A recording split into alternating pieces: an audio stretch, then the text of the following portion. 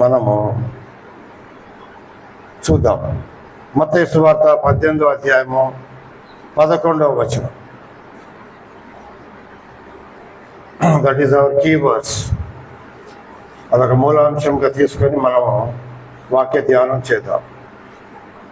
చదవండి, ఎవరైనా చదివి సహాయం చేయండి. మత్తయి సువార్త 18:11 వచనం.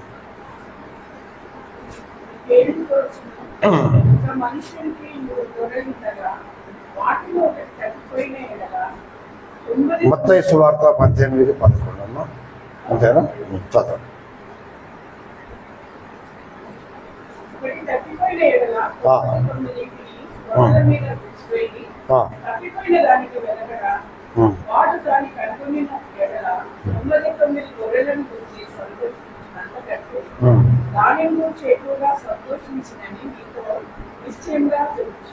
హల్లెలూయా.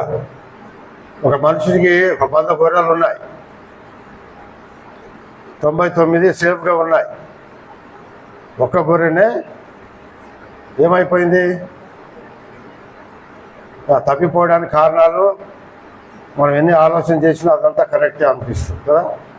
లోకాశంలో పడిపోయినారు, దూరం పోయినారు, దేవుని దగ్గర లేడు, వాక్యం చదవడం లేదు, ప్రార్థన చేయడం లేదు, దేవుని యొక్క అడుగుజాడలు నడవడం లేదని ఎన్నో తలంపులు వస్తుంటాయి. ఎన్ని తలంపులు వచ్చినా ఒక గొర్రె మాత్రం వెళ్ళిపోయింది, మంద నుంచి పోయింది. మంద నుంచి ఎందుకు పోయింది అనేది మనం తర్వాత ఆలోచన చేద్దాం. కానీ ఒకటైతే తప్పిపోయింది. ఎందుకు తప్పిపోయింది అనేది ఆలోచన చేసినప్పుడు దానికి ఎన్నో కారణాలు ఉంటాయి. దాని అంతటికి విశ్లేషణ ఎజెకియెల్ గ్రంథంలో ఉంది. ఎజెకియెల్ చాప్టర్ 34.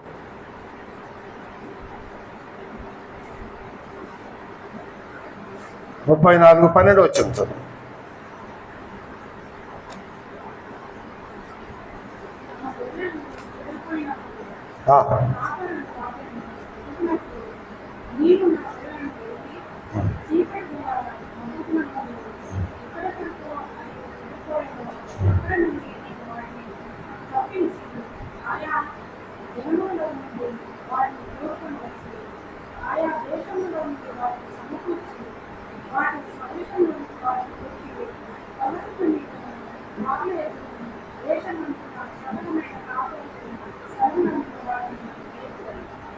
ఇక్కడ కాపరి ఏం చేస్తున్నాడు? వెతుకుతా ఉన్నాడు. ఏం వెతుకుతా ఉన్నాడు? గొర్రెలు తప్పిపోవడం సహజమా అసహజమా? ఏమండి, గొర్రెలు తప్పిపోవడము సహజమా లేకపోతే అది ఇంపాసిబుల్ సంగతే? తప్పిపోవడము సహజమే. ఈ సహజమైన సంగతిని కాపరి ఏం చేస్తున్నాడు? పోయి వెతుకుతా ఉన్నాడు. ఎందుకు వెతకాలా? ఎందుకు వాటిని తోలుకొని రావాలా? దేని కొరకు ఆయన పోవాలా?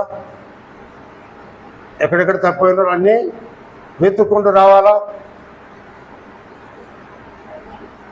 అది కాపరి యొక్క దేవుడిచ్చినటువంటి దర్శనము, పిలుపు, ఆ యొక్క ఆధిక్యత. సో ఇక్కడున్న కాపరి ఏం చేస్తున్నాడు? As the shepherd seeketh out his flock, will I deliver them. I'll bring them to the fold. అని ఇంగ్లీష్ భాషలో ఉంది. I'll bring them to the fold. ఇది మామూలు సంగతి కాదు. ఇది మామూలు అయినా పరిచర్య కాదు. తీసుకొని రావాలి అంటే దానికి ఎంతో సమర్పణ కావాలా, సాక్రిఫైస్ కావాలా, కాలింగ్ కావాలా, పిలుపు కావాలా, పోవాలా, పిలుచుకొని రావాలా. దీనికి అన్నిటికంటే ముఖ్యం తగ్గింపు.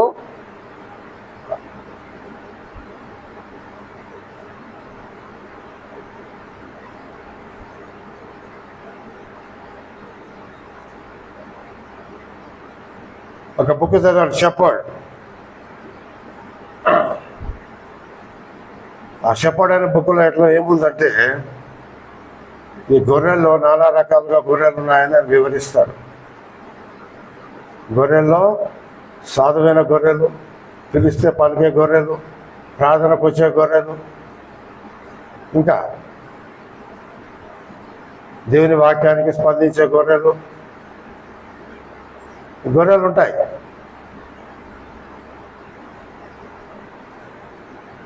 కానీ రాస్తూ ఏం రాస్తారంటే, ఈ గొర్రెలు ఒకవేళ మేకల యొక్క స్వరూపం తీసుకుంది అనుకోండి, అది ఇంకా మహా కఠినమైనటువంటి పరిచర్య.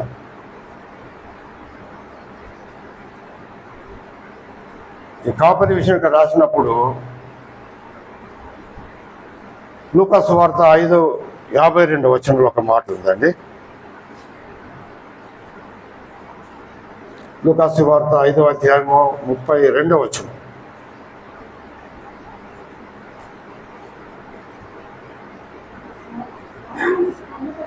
అమ్మా, మారు మనసు పొందుటకై నేను పాపలను పిలవచ్చితని కానీ నీతి మంత్రులను పిలువ రాలేదని వారితో చెప్పాను. This is the heart of God. యేసుప్రభు లోకానికి వచ్చింది to seek and to save that which was last. నశించిన దానిని వెతికి రక్షించాడు. నశించిన దాన్ని వెతకడానికి యేసుప్రభు లోకానికి వచ్చాడు. That is the heart of God. 99 గొర్రెలను వదిలి ఒక్క గొర్రె కొరకు వెళ్ళాడు కాపరి. How much time, how much energy, how much efforts, ఎంత కష్టం చేయాలి దాని కొరకు. ఒక గొర్రె కానీ 99 వాటికంటే ఆయనకున్న సంతోషం ఎట్లా ఉందంటే చూడండి.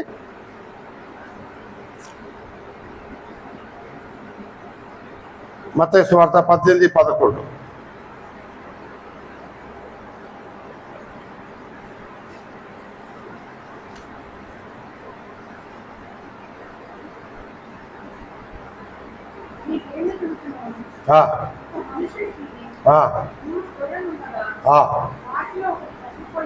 ఒకటి తప్పిపోయిన ఎడల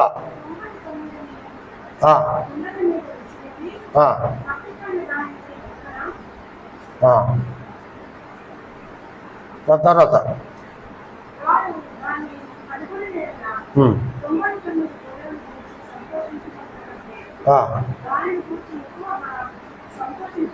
తొంభై 99 గొర్రెల కంటే ఒక గొర్రె విషయం ఆయనతో సంతోషిస్తూ ఉన్నాడు.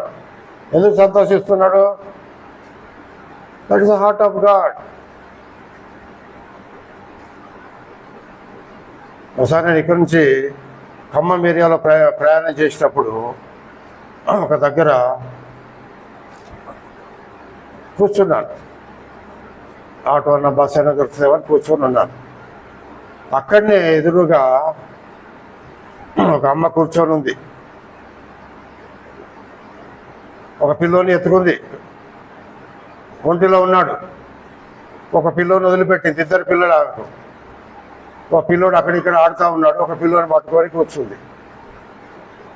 నేను చూశాను, ఏంటి అమ్మ ఒక పిల్లోని పట్టుకొని కూర్చుంది, ఒక పిల్లోనే వదిలిపెట్టేసింది, ఒక పిల్లోనే ఉడలో పెట్టుకుంది.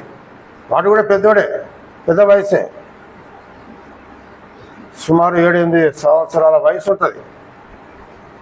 ఇంకో అబ్బాయి, ఆడే అబ్బాయికి 11-12 సంవత్సరాల వయసు ఉంటుంది. అబ్బాయిని వదిలేసింది, అబ్బాయిని ఒంట్లో పెట్టుకుంది. సరే అడుగుదాం, ఏంటి ఏం చెప్తుందో సమాధానం ఏంటిది, ఏం సమాధానం చెప్తుందో అడుగుదామో ఈ థాట్ వచ్చింది. ఒకటి పోయాను, దగ్గర పోయాను. అమ్మా ఎక్కడికి వెళ్తున్నావు అంటే పలానా దగ్గరికి వెళ్ళాలయ్యా అన్నది. నీకు ఎంతమంది పిల్లలు అమ్మంటే 2 పిల్లలు, 2 మగ పిల్లలయ్యా. ఇక వాడు ఆడుతున్నాడు, వాడు పెద్దోడు, వీడున్నాడు, 4 దగ్గర ఉన్నాడు, చిన్నోడు. మరి చిన్నోని ఎందుకు పట్టుకున్నావమ్మా అంటే ఏం సమాధానం చెప్పింది?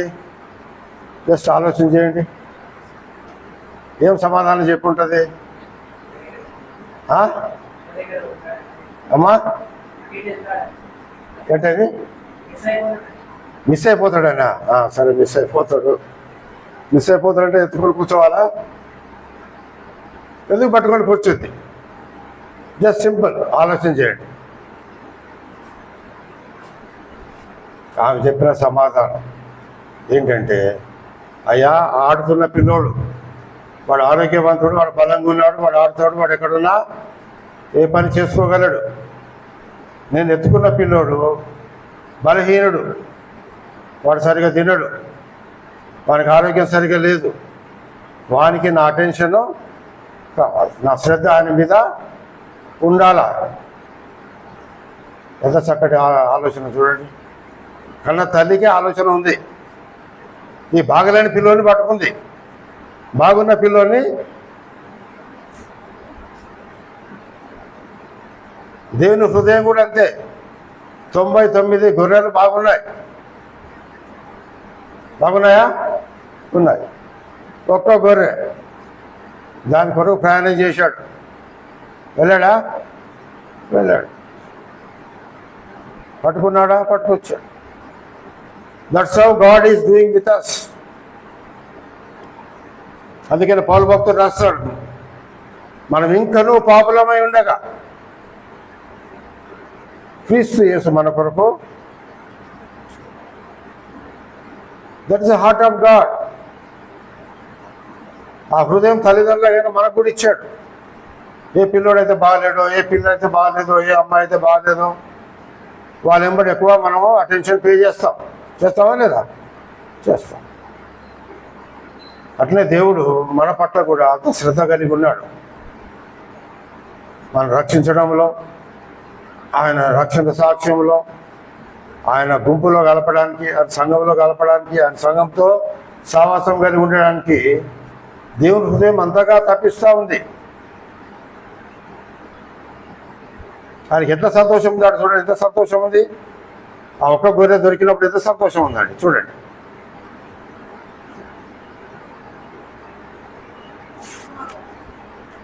ఆ మాటే చదవండి.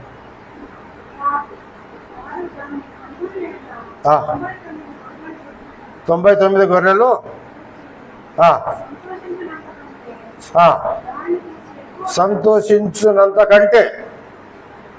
సంతోషించినంత కంటే ఎక్కువ సంతోషం.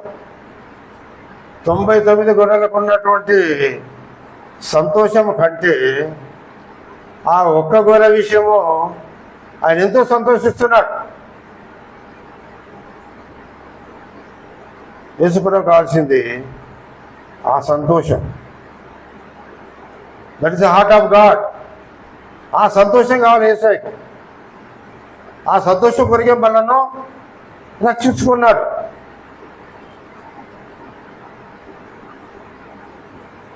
ఒక ప్రసంగం విన్నాను యూట్యూబ్లో. ఏం చెప్తున్నాడంటే, మామిడి చెట్టుకి ఏం కాస్తాయండి? మామిడికాయలు కాస్తాయి, అంతేనా? నిమ్మ చెట్టుకి ఏం కాస్తాయి? ఏం కాస్తాయండి? నిమ్మకాయలు కాస్తాయి. జామ చెట్టుకి ఏం కాస్తాయి? ఏం కాస్తాయి. అట్లాగే మనమంతా, మన తాత క్రైస్తవుడు, ఆ తాత క్రైస్తవుడు, మా నాన్న క్రైస్తవుడు, మేము కూడా ఏంటండి? క్రైస్తవులు. కరెక్ట్ అది కొంతవరకు. కానీ నిజంగా మనకు యేసుప్రభుతో ఉన్న ఆ ఇంటిమెసీ ఉందా? ఆ ప్రత్యక్షత ఉందా?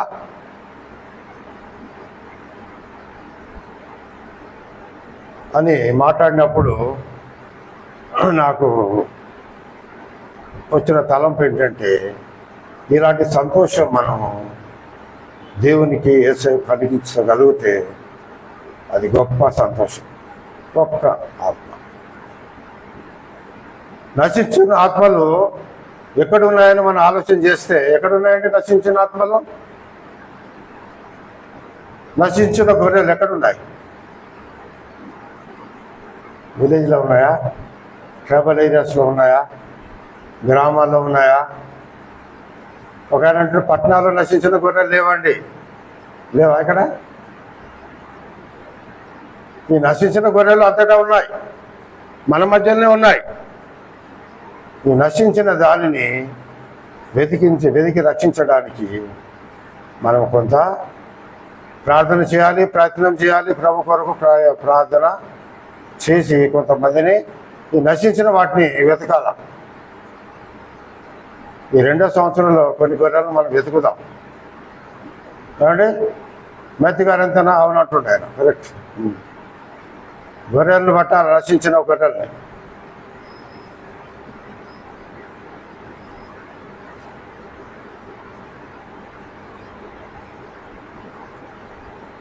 ఇంకొక వచనం చూసుకుందాం.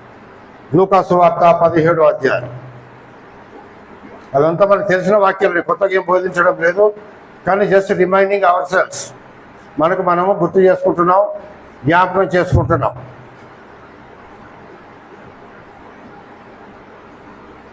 అక్కడ 10 మంది కుష్ఠరోగులు ఉన్నారు. వచ్చేమన్నారు 10 మంది? చెప్పండి, చూడండి. 10 మంది యేసుప్రభు దగ్గరికి వచ్చేమన్నారు. ప్రభువా మమ్మను కరుణించుము, మేము దూరంగా ఉన్నాం, మమ్మల్ని ఎవరు ముట్టుకోవడంలే, మేము వెలివేయబడ్డాం, సంఘంలో బహిష్కరణ, మాపై దయ చూపమన్నారు. మమ్మను కరుణించుము. ఇంగ్లీష్లో బాగుంది, ఓ లార్డ్ మాస్టర్ హ్యావ్ మెర్సీ. మమ్మను కరుణించు, లేకపోతే మేము నశించిపోతాం. ఏ కుష్టు వ్యాధితో మేము ఇట్లాగే నశించిపోతాం. Right person at the right place at the right time. వారు కరెక్ట్ టైంకి యేసయ్య దగ్గరికి వచ్చారు. సరైన పర్సన్, చేయగలిగిన పర్సన్ని వారు ప్రార్థించుకున్నారు. ప్రభువా మమ్మల్ని కరుణించుము అన్నప్పుడు యేసుప్రభు ఏమన్నాడు?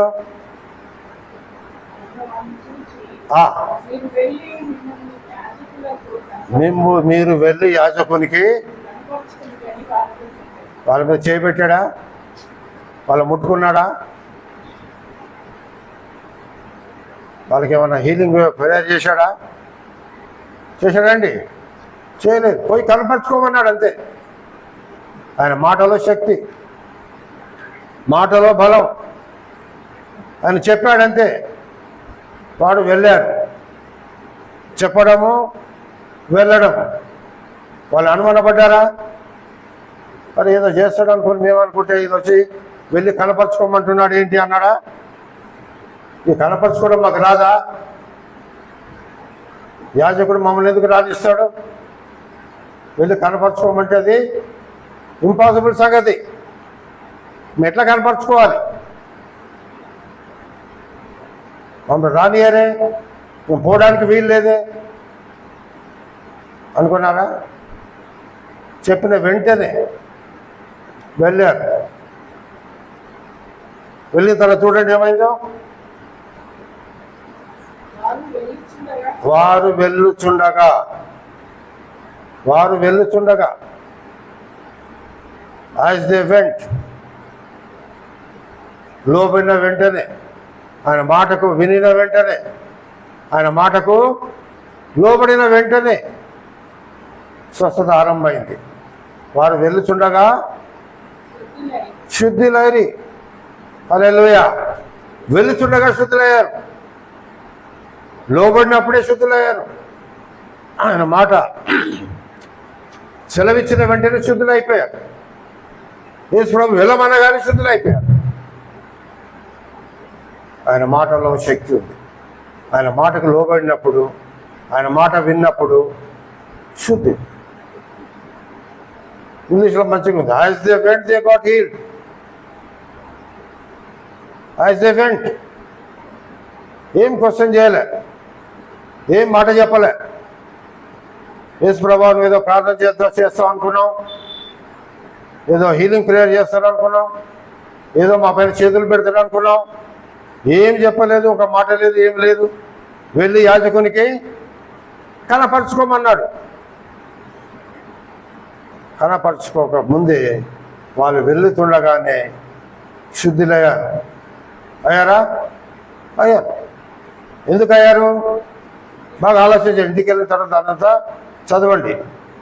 ఎందుకు అయ్యారు? ఈ స్వస్థత ఎందుకు వచ్చింది? ఎట్లా స్వస్థత పొందారు? యేసు ప్రభు స్వస్థతలు చాలా వండర్ఫుల్గా చేశాడు.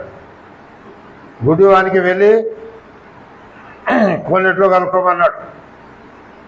కొంతమందికి ఏమో నీళ్ళలో ఉమ్మి వేసి బురద కంటికి రాశాడు. అంటే ఒక్కొక్కటి చూడండి, ఒక్కొక్కటి విచిత్రంగా. అంటే Jesus new the power of their faith. వాళ్ళ విశ్వాసాన్ని గమనించి యేసుప్రభు అట్లా చేశాడు. ఇక్కడ ఈ కుష్ఠరోగులకు ఎంత విశ్వాసం ఉంది అని అడిగినప్పుడు, చూసినప్పుడు మీరు వెళ్ళి కనపరుచుకోమన్నాడు. వారు వెళ్ళుచుండగా, ఆ మాట అండర్లైన్ చేసుకోండి, వెళ్ళుచుండగా శుద్ధులైరి. వెళ్ళుచుండగా శుద్ధులైపోయారు. వెళుతున్నప్పుడు శుద్ధులైపోయారు. ఆయన మాటకు లోబడినప్పుడు శుద్ధులైపోయారు. చూడండి, ఇంకో గుడ్డి భిక్షగాడు ఉన్నాడు. ఆయన కూడా ఎవరు వస్తున్నారు ఈ యొక్క వీధి గుండా అంటే వాళ్ళు చెప్పారు, నజరేయుడైన యేసు ప్రభు వస్తున్నాడు అని చెప్పినప్పుడు వాడు గట్టిగా కేకలు వేయడమో మొదలుపెట్టాడు. అందరూ ఊరుకో ఊరుకో అన్నప్పుడు కూడా ఊరుకున్నాడా? ఊరుకోలే. ఎందుకు? ఈ సమయం పోతే దొరకదు. ఇక this is the chance, this the best opportunity. If I don't cry now, I have to cry through out my life. ఇప్పుడు నేను అరవకపోతే, ఇప్పుడు నేను శబ్దం చేయకపోతే, ఇప్పుడు కనుక మూమెంట్ చూపించకపోతే జీవితాంతం నేను గుడ్డి భిక్షగానిగా ఉండిపోవాలా అనుకున్నాడు. ఎందుకు? యేసుప్రభు నుంచి విన్నాడంతే. He just heard about Jesus. ఇక మొదలుపెట్టాడు, అయ్యా యేసయ్యా కరుణించు, నజరేయుడైన యేసు నన్ను కరుణించు అని మొదలుపెట్టాడు. అందరు ఏమన్నారు? ఊరుకోమన్నారు. Just keep quiet. ఎందుకే అరుస్తున్నావు గట్టిగా? ఉండు, అక్కడ కూర్చో అన్నారు. వానికి తెలుసు కూర్చుంటే ఏమవుతుందో, అరుస్తే ఏమవుతుందో, కేకలు వేస్తే ఏమవుతుందో, కేకలు వేయకపోతే ఏమవుతుందో తెలుసు. మనలో చాలా మందికి ప్రార్థన చేస్తే ఏమవుతుందో, ప్రార్థన చేయకపోతే ఎట్లా ఉంటుందో పరిస్థితులు తెలుసు మనకి. కేకలు వేయాల. నా ప్రార్థన వింటలేడు, నా ప్రార్థన దేవుని సన్నిధిలో పోవడం లేదు అనే మాటలన్నీ కట్టి పెట్టేసి పక్కన పెట్టేసి కేకలు వేయాలి. ఈ గుడ్డి భిక్షగాడు అనుకున్నాడు, ఈ moment correct moment, correct time. ఈ సమయంలో నేను కేక వేయకపోతే, నేను కనుక అరవకపోతే యేసు ప్రభు వెళ్ళిపోతాడు. నా పరిస్థితి ఇట్లాగే ఉంటుంది. నేను జీవితాంతం గుడ్డు లాగానే ఉండిపోవాలా అనుకున్నాడు. అందుకని నజరేయుడైన యేసు కరుణించము అన్నాడు. ఈ కుష్ఠరోగులు కూడా ఏమన్నారు? యేసయ్యా కరుణించు, యేసు మా పైన దయచూపు, మేము కుష్ఠరోగులం 10 మంది వచ్చాం, మొరపెడుతున్నాం. ఇంకొక సువార్తలు ఏముంటుందంటే వాళ్ళు వచ్చి ఆయన అడుగుతారు, అయ్యా ఇఫ్ యు ఆర్ విల్లింగ్, నీ చిత్తం అయితే మనం శుద్ధునిగా చేయి. యేసు ప్రభు నా చిత్తం లేదన్నాడా? నాకు ఇష్టమే, మీరు శుద్ధులు కండి. I want you to be healed, I want you to be saved. నాకు ఇష్టమే, యేసయ్యకి ఇష్టమే.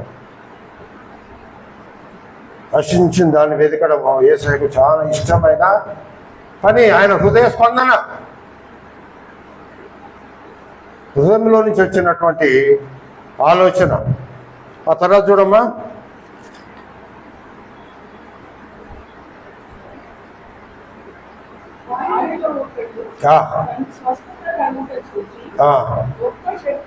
గొప్ప శబ్దం అండర్లైన్ చేసుకోండి. గొప్ప శబ్దం ఎందుకు చేశాడు?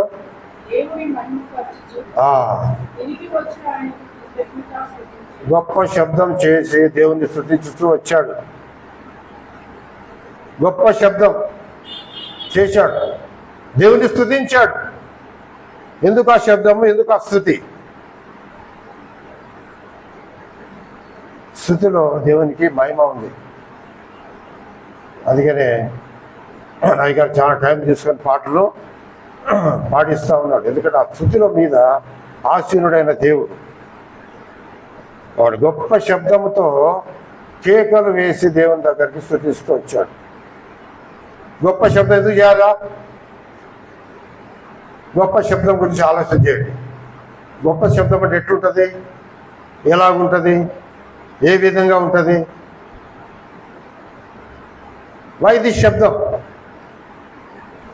ఈ గొప్ప శబ్దం ఎందుకు చేశాడు అని ఆలోచన చేయండి. ఎందుకు చేశాడు ఈ శబ్దము? ఎందుకు చేశాడండి? ఆలోచన చేస్తున్నారా? శబ్దం చేశాడు. శబ్దం చేయడానికి కారణాలు చాలా ఉన్నాయి. He must have compared with his past, with the present. ఆ పాత జీవితము, ఈ నూతన జీవితం. పాతగా ఎట్లా ఉండే, రోగం ఎట్లా ఉండే, ఇప్పుడు ఎట్లా ఉన్నాడు అనేది కంపేర్ చేసుకున్నాడు. చేసుకొని ఆగలేకపోయాడు. ఆగాడా? ఆగలే. ఎవరిని ఆపగలిగారా? ఆపలేదు. దేవుని కృప అంత గొప్పగా చూశాడు. When you see the grace of God in our lives, we just can't keep quiet.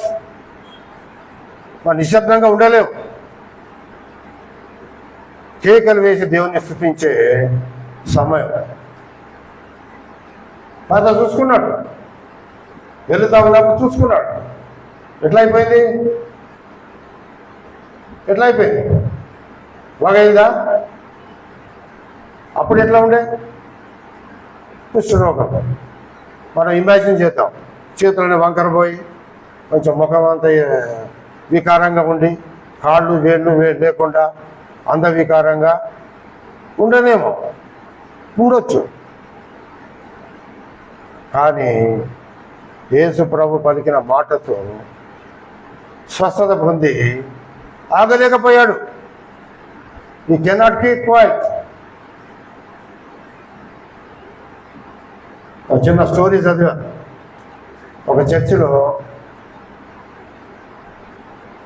ఒక వ్యక్తి ప్రతిసారికి ఆత్మ నడిపింపు వ్యతిరేకం అంటారో మరి ఏమంటారో నాకు తెలియదు, కానీ ప్రతిసారికి హల్లెలూయా నిలబడతాడు. ప్రసంగం మధ్యలో హల్లెలూయా అనడం, నిలబడ్డం, హల్లెలూయా అనడం, మళ్ళీ నిలబడ్డం. అప్పుడు పాస్టర్ గారు పిలిచి, అయ్యా నువ్వు నీకు మంచి షూ కొనిస్తాను, హల్లెలూయా అనేది ప్రసంగం మధ్యలో అనబాకు. తీసుకుపోయి మంచి షూ కొనిచ్చాడు. మళ్ళా వచ్చి కూర్చున్నాడు సంఘంలో. కూర్చొని మళ్ళా ప్రసంగం మధ్యలో మళ్ళీ ఏం చేశాడు? హల్లెలూయా అంటున్నాడు. మళ్ళా నిలబడ్డాడు. ఆ పాస్టర్ గారికి మతిపోయింది. ఏంట్రా బాబు, ఇంతో ఏం చేయాలి నేను అంటే, ఆయన పిలిచి అడిగాడు, బాబు నీ పరిస్థితి ఏంటి, ఎందుకు ఊరికే మధ్యలో హల్లెలూయా హల్లెలూయా అని అంటున్నావు ఏంటంటే, అయ్యా నేను ఒకప్పుడు నా జీవితం వేరుగా ఉండే, నేను పెద్ద తాగుబోతున్నాయి రౌడీ, నేను దేవునికి విరుద్ధంగా జీవించాను. ఆ యేసు ప్రభు నా హృదయంలోకి వచ్చాడు, నన్ను రక్షింపజేశాడు, నేను ఆ రక్షణలో ఉన్నాను. నేను అది తట్టుకోలేకపోతున్నాను, అది పోకుండా ఆగకుండా ఉండలేకపోతున్నారు. చూసారా? ఈ కుష్ఠరోగి జరిగింది అదే. 10 మందిలో ఒకడు గట్టి కేక వేసి దేవుని యుద్ధకు స్తుతించడానికి వచ్చాడు. అందుకని ఆదివారం వచ్చిందంటే దేవుని స్తుతించాలన్న తపన మనలో ఉంటుంది. దేవునికి సమయానికి పోవాలా, పాటల్లో పాలు పొందాలా అనేది, ఆ ఆశ అనేది మనలో ఉంటుంది. బికాజ్ మనం దేవుని నమ్మిన బిడ్డలం కాబట్టి దేవుని కృపలో జీవిస్తున్నాం. ఆ తర్వాత చదమ్మా.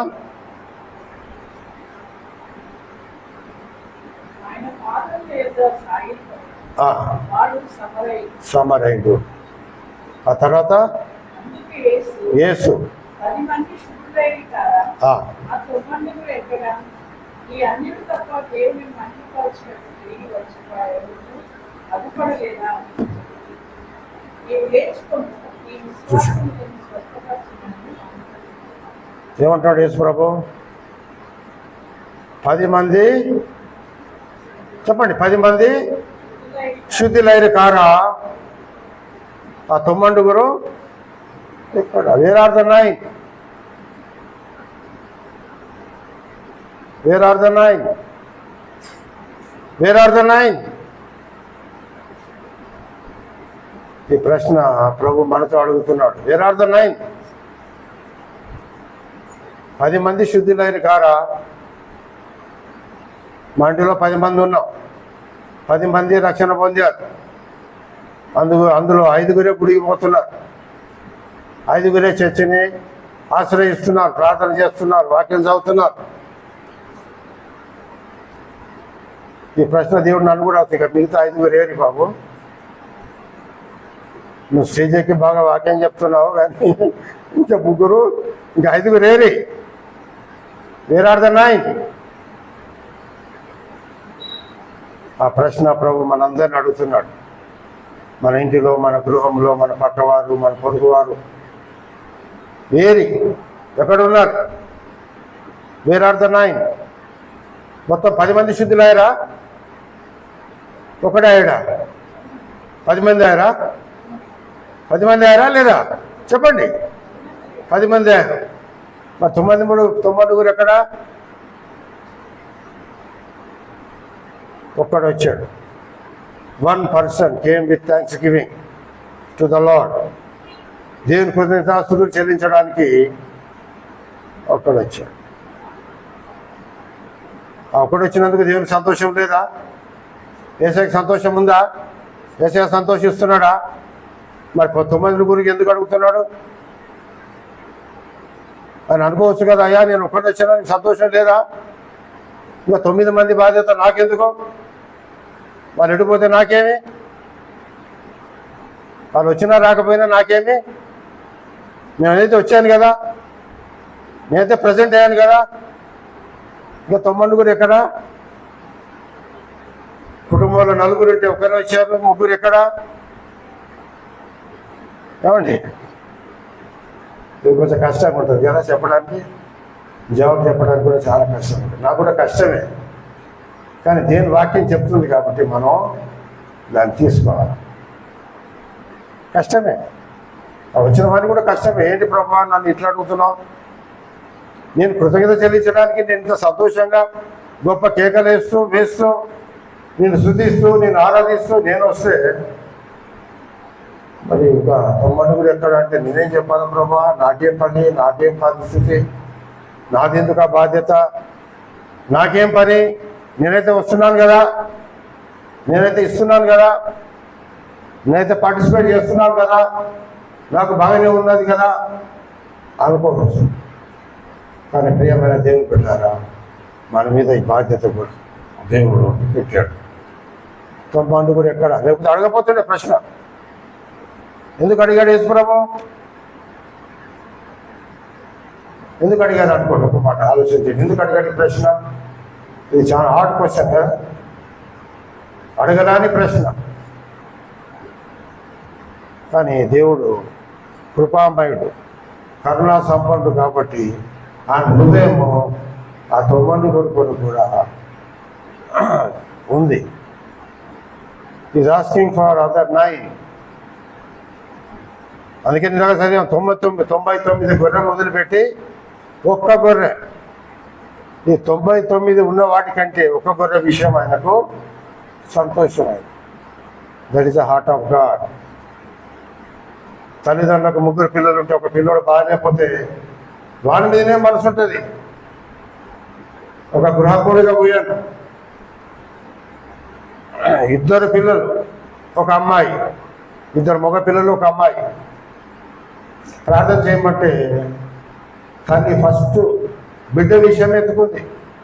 నా బిడ్డను రక్షించు, కరుణించు, ఆదాయానికి వచ్చడానికి సహాయం చేయి ప్రభువా. మరి ఏంటి ఈ అమ్మాయి ప్రార్థన చేయమంటే అమ్మ బిడ్డ విషయం చేస్తుంది, మిగతా విషయాలు అవసరం లేదా? మిగతా కొడుకుల విషయం చేయలేదు, మిగతా వాళ్ళ అవసరత గురించి ప్రార్థన చేయలేదు అంటే ఆ హృదయంలో ఉన్న స్పందన, అది హృదయ స్పందన. ఎవరైతే బాగలేరు, ఎవరైతే కష్టాల్లో ఉన్నారో, ఎవరైతే దేవునికి దూరంగా ఉన్నారో వాళ్ళ విషయమే వస్తుంది ప్రార్థన, వాళ్ళ విషయమే స్పందన. కుటుంబ సభ్యులు ఎవరైనా రక్షణ పొందిన వారి విషయమే స్పందన వస్తుంది, ప్రార్థన వస్తుంది.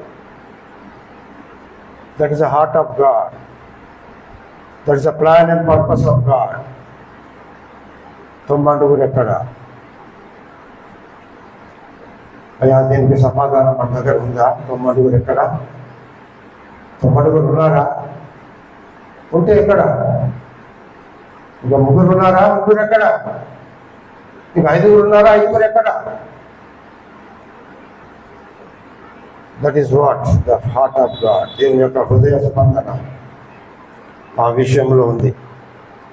అందుకనే దేవుడు మన విషయమే అంత శ్రద్ధ చూపుతున్నాడు. Our God is a God, personal God.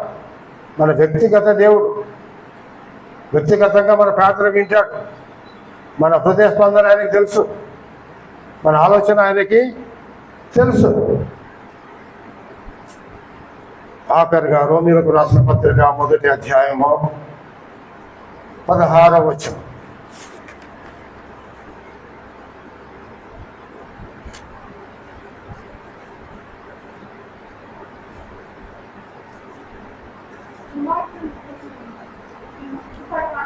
కొంచెం గట్టిగా చదవమ్మా.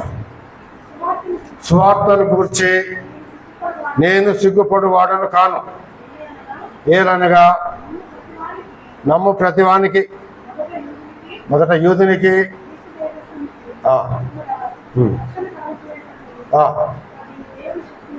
ఎవరు చెప్తున్నారు ఈ మాట? పౌర భక్తులు చెప్తున్నారు. స్వార్థ విషయం నేను సిగ్గుపడు వాడను కాను, నమ్ము ప్రతివానికి. నమ్ము ప్రతివానికి అన్నాడా? ఏమన్నాడు? చదవండి గట్టిగా, సరిగ్గా చదువుకోవాలి మనం.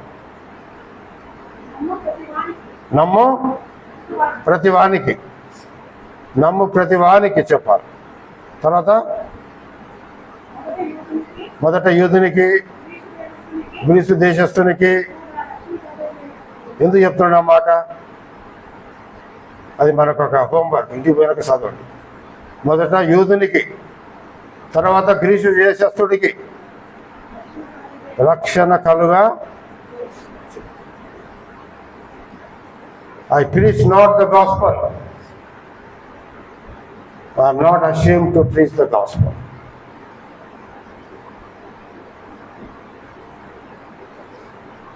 తర్వాత ఇంకో వచనం చదువుకుందాం. 1 కొరింథీయులు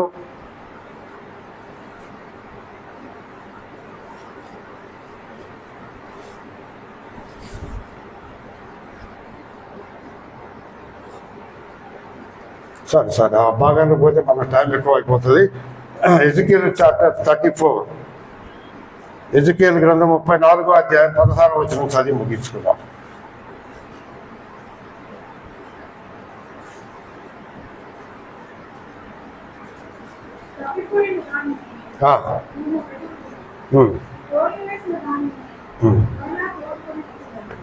ఏమంటున్నాడు? తప్పిపోయిన దానిని వెతికేదాను. That's what the will of God, that's the plan of God, that's the purpose of God. అందుకొరకే యేసుప్రభు లోకానికి వచ్చాడు, నశించిన దానిని వెతికి రక్షించడానికి. ఆయనకు నశించింది కావాలి, నశించింది.